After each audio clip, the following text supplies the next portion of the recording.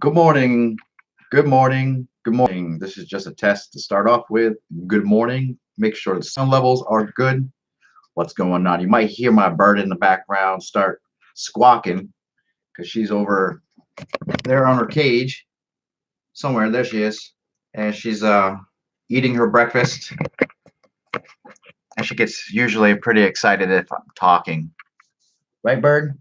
Right. But we're not here to talk about my bird right now. We're going to talk about this is live because it's easier for me to have this all ready to go for you guys right away if you want to watch it on a replay.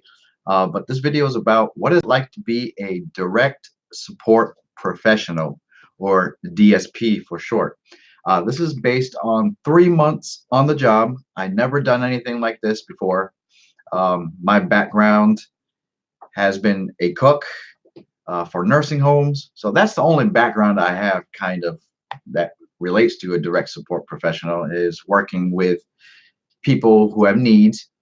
And especially as a direct support professional, what that means is you're working directly, giving support to persons or person with intellectual or physical disabilities. For the most part, I'm working with people with um, intellectual disabilities. They're not called retarded. They're not called mental. They're not idiots. Okay, a lot of the slang that you hear people say like idiots, mental. Those were all slang words from way, way back in like the 20s, pre-World War II, when in the United States, believe it or not, the United States wanted to not have people with intellectual disabilities around because a lot of people and a lot of geneticists believe that created a lot of problems in society. So that created eugenics, and the Nazis took that a little step further. But I'm getting a little too ahead of myself. But now people with intellectual disabilities have rights. A lot of them are out of the big hospitals, the big institutions where they were not taken care of, and they have rights like normal everyday citizens have. Um, but I'm not going to go too far into that. But I've learned a whole lot being on the job. It's very enlightening, and it's just, for the most part, it's treating people with respect and dignity, people with disabilities, and that's just a little bit of background. I know it's very vague, but you know, if you ever want to be a direct support professional, it's going to open your eyes about yourself for the most part and the people you're taking care of. At least I hope it does. Okay, so let me be real with what it's like to be a DSP. Okay, so what do I do on a day-by-day basis? All right. First of all, I work in a life skills center, pretty much. A lot of people who are DSPs, they work in homes. That's what they're called. They're called homes, and the people who live there, that's their home. And the workers who reside in there, they support them through their day-to-day life. And it does sound simple, and in a lot of ways, it can be simple.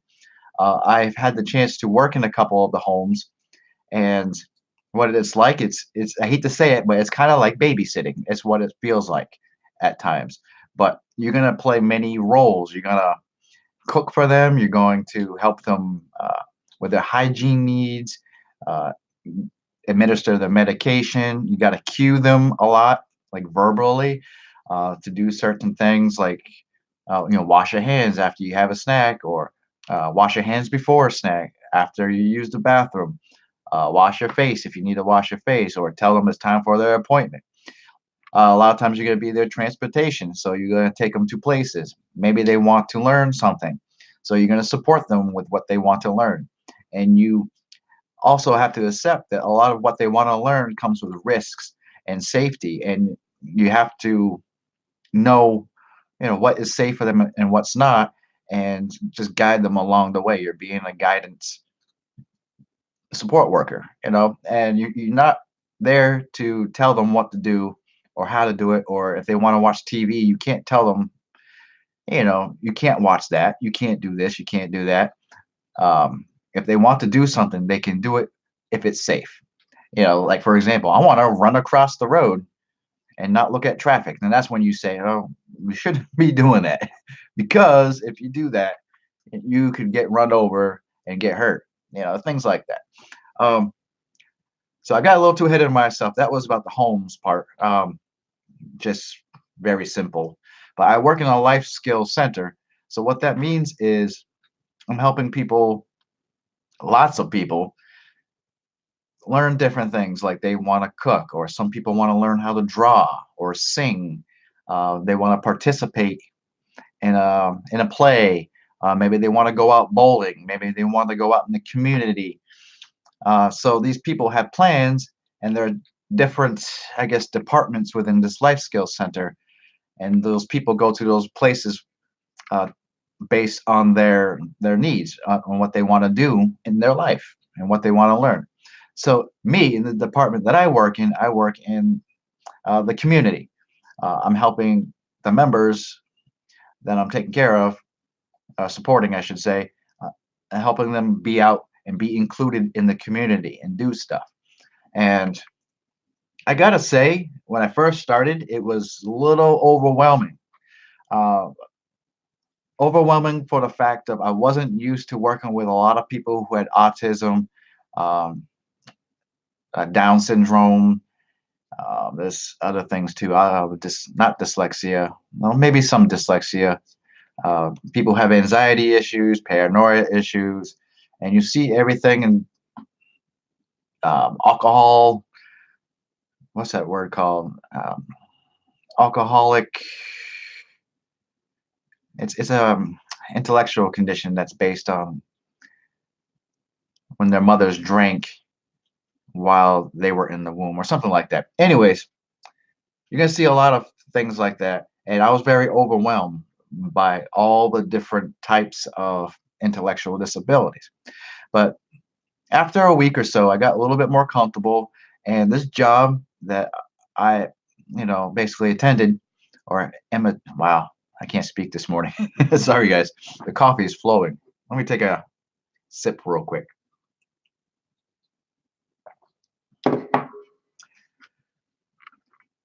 All right, let me just back it up a little bit. Let me back it up. I know it's all over the place, and I'm still sorting this out through my head. All right, let me just back it up. So I've been at this job for 3 months. What have I learned within 3 months? One, working with different types of people who have different intellectual disabilities and getting used to them. Um, I learned a program which gets me certified to pass medications for my state. So I'm state certified to pass out medications for um, basically in homes that have intellectual disabilities. I can't work in nursing homes yet unless I get the 40-hour course. Uh, I am also safety care. They call it safety care. So I'm certified in safety care, which means you learn how to basically do what it says. You're trying to promote safety for a member so they don't hurt themselves. And with that comes with safety restraints. They're not really restraints, but they are.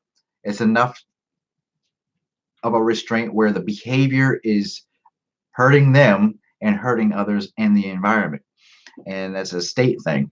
So you can do certain things, certain restraints or holds. They're actually called holds. I don't really know what the difference. They're basically the same.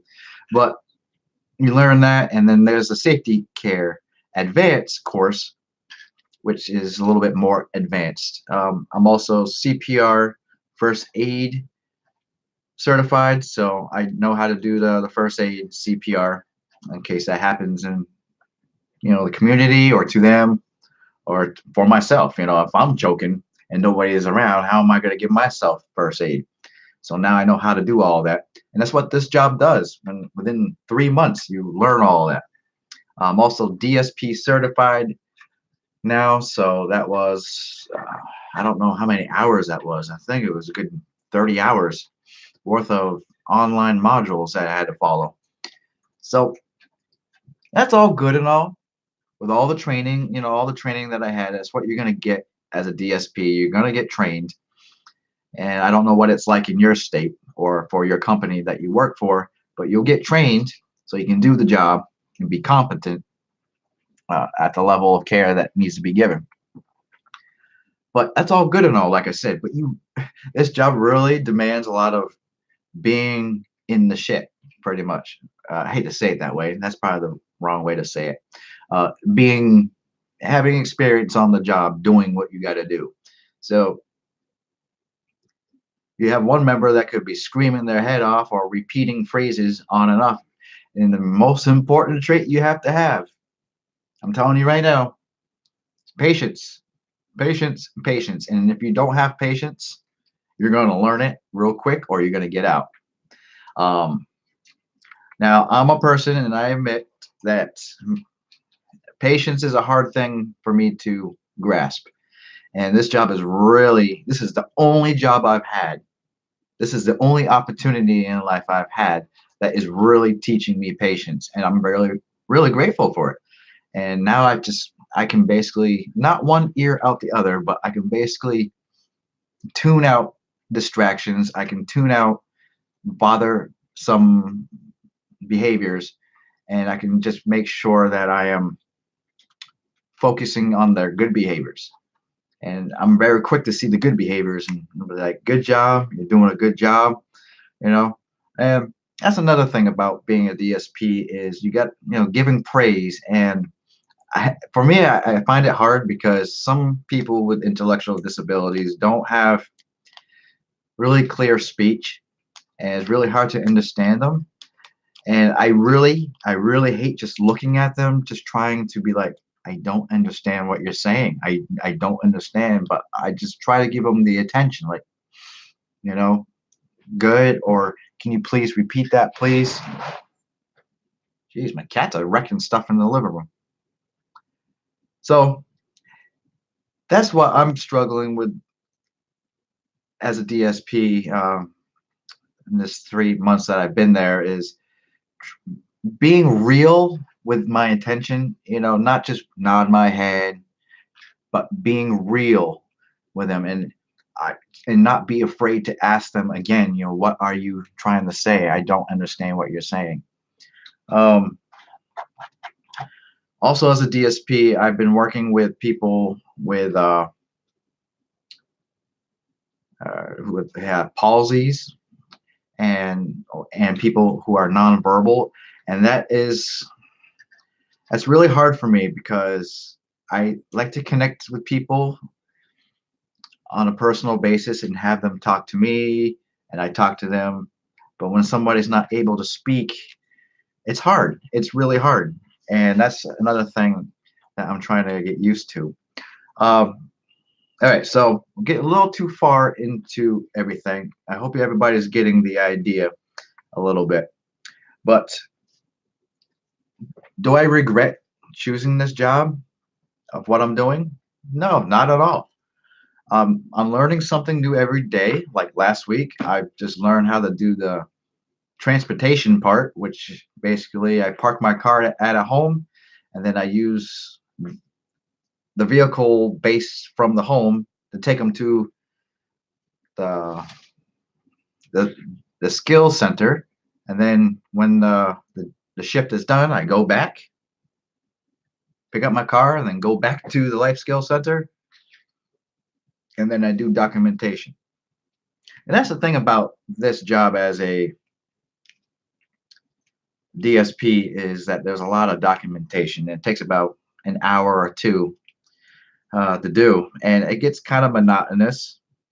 And I have to word things in a robotic way, and usually it's based on a template, and it's very monotonous. You know what I mean?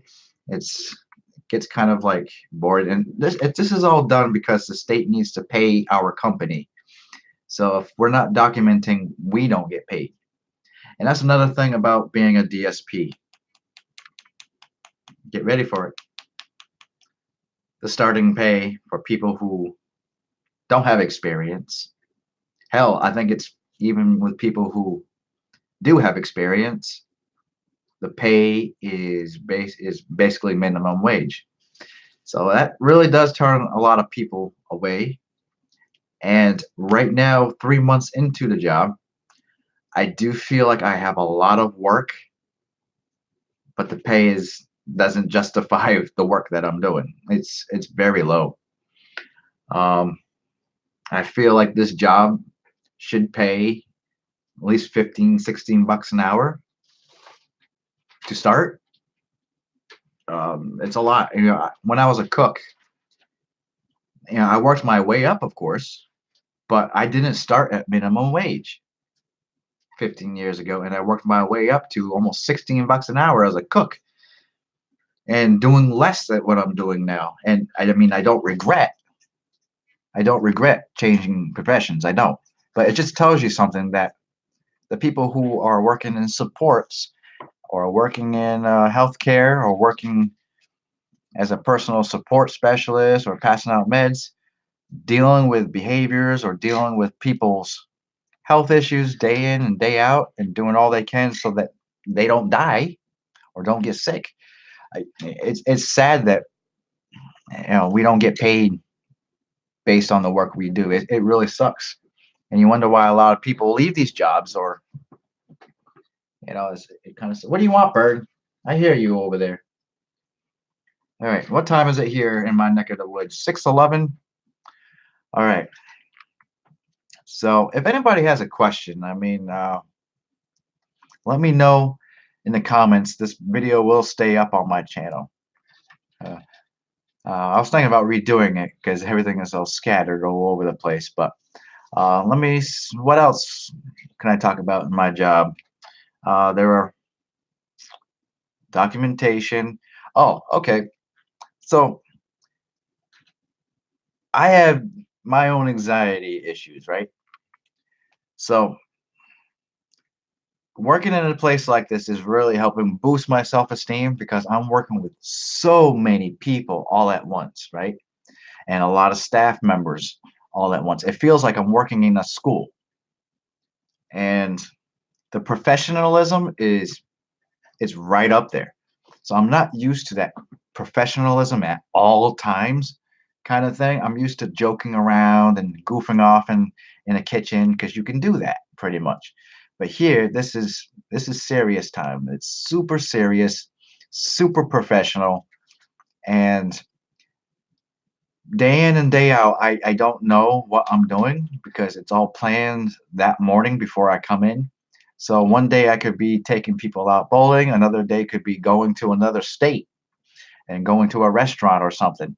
And for me, if you guys know me, I have a hard time even going out and doing stuff.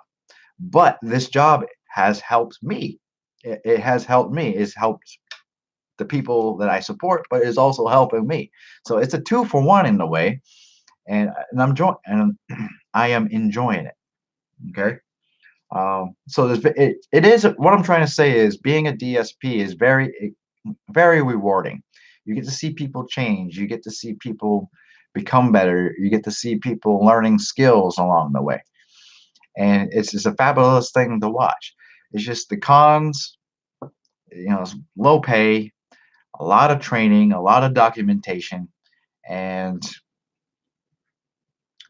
it's just I don't know if there's going to be room to move up with the company that I'm in, but time will tell. Time will tell. Um, Most important thing is I'm gaining skills, and that's all I wanted was skills. Skills is where it's at. So, kind of long-winded video, guys, all over the place, and I apologize for that. So that's about it. This is Wilson for Wilson's Gaming. I hope to get some gaming videos here soon. Um, let me know all. Let me know what you all think in the comments below. There we go. Peace. Have a good day. Bye.